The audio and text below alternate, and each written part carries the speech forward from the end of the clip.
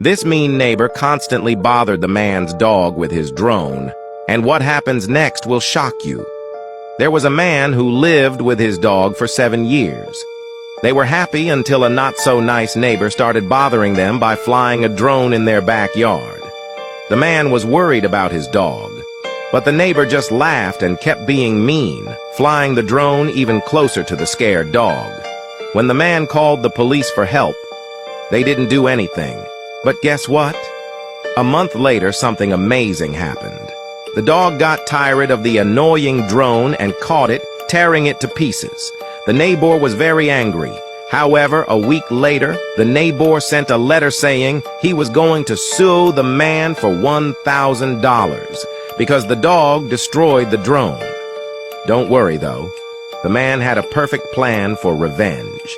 Press the plus button to see what happens next in part 2. This mean neighbor constantly bothered the man's dog with his drone, and what happens next will shock you. Part 2.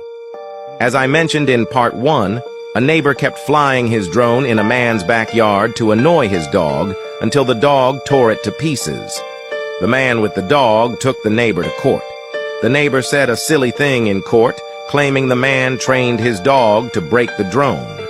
Everyone, even the judge, laughed at that. Then, the man with the dog shared some awesome videos of his neighbor flying the drone too close to the dog. With these videos, he proved the neighbor's drone actually hurt his dog. The man also showed the judge receipts for medical bills that cost him over $2,000 because his dog got hurt. The judge stepped in and made the neighbor pay for the dog's medical bills. After that, the big drone agency, the Federal Aviation Administration, looked into the neighbor's actions. They decided he broke so many drone rules that he could never fly a drone again.